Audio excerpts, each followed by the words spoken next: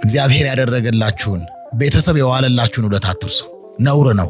እስራኤላውያን መና ከሰማይ እየወረደላቸው ጠላት እየጠፋላቸው ቀን በደመና ሌሊት በብርሃነ እሳት በመልአኩ እየተመሩ ምድረ ርስት ገብተዋል። በኋላ ግን ታሞ የተነሳ ፈጣሪውን ረሳ እንደሚባለው እግዚአብሔርን ረሱት፣ እግዚአብሔርን ዘነጉት። እግዚአብሔርን ትተው ጣዖት አመለኩ። ጽድቁን ትተው በኃጢአት መኖር ጀመሩ። ውለታችሁ እንዳትረሱ። እግዚአብሔር ያደረገላችሁን ነገር፣ ቤተሰብ ያደረገላችሁን ውለታ እንዳትዘነጉ። እንደ ነቢዩ ሶሎሞን እንዳትሆኑ። ቅዱስ ሶሎሞን በንግስና ወንበር የተቀመጠው በልጅነቱ ነው። የንግስናን ዙፋን የተቆጣጠረው በራሱ ላይ የንግስናን ዘውድ ያደረገው በሕፃንነቱ ነው። ችግር አያቅም፣ ማጣት አያቅም፣ መራብ አያቅም። አንድ የቸገረው የራበው አንድ የኔ ቢጤ ከሶሎሞን ከንጉሱ ከደጃፉ ላይ ቆሞ ስለ እግዚአብሔር ብላችሁ ቁራሽ እንጀራ ብሉኝ አለስ። ያ የተራበ ሰው ሶሎሞን ምን ይላል ብሎ ጠየቀ።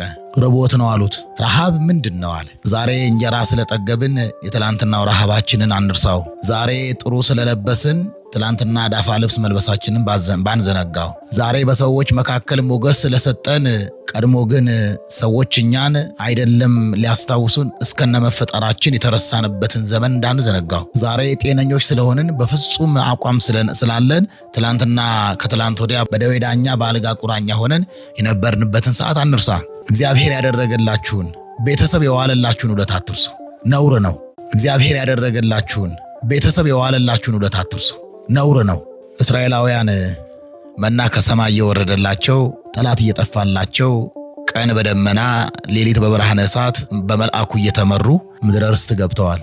በኋላ ግን ታሞ የተነሳ ፈጣሪውን ረሳ እንደሚባለው እግዚአብሔርን ረሱት፣ እግዚአብሔርን ዘነጉት። እግዚአብሔርን ትተው ጣዖት አመለኩ። ጽድቁን ትተው በኃጢአት መኖር ጀመሩ። ውለታችሁ እንዳትረሱ። እግዚአብሔር ያደረገላችሁን ነገር፣ ቤተሰብ ያደረገላችሁን ውለታ እንዳትዘነጉ። እንደ ነቢዩ ሶሎሞን እንዳትሆኑ።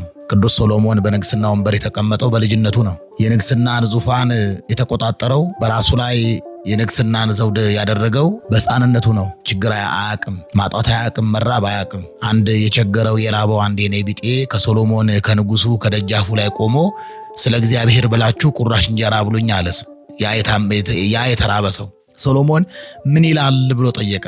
ረቦት ነው አሉት። ረሃብ ምንድን ነው አለ። ዛሬ እንጀራ ስለጠገብን የትላንትናው ረሃባችንን አንርሳው። ዛሬ ጥሩ ስለለበስን ትላንትና ዳፋ ልብስ መልበሳችንን ባንዘነጋው። ዛሬ በሰዎች መካከል ሞገስ ስለሰጠን ቀድሞ ግን ሰዎች እኛን አይደለም ሊያስታውሱን እስከነመፈጠራችን የተረሳንበትን ዘመን እንዳንዘነጋው። ዛሬ ጤነኞች ስለሆንን በፍጹም አቋም ስላለን ትላንትና ከትላንት ወዲያ በደዌ ዳኛ በአልጋ ቁራኛ ሆነን የነበርንበትን ሰዓት አንርሳ።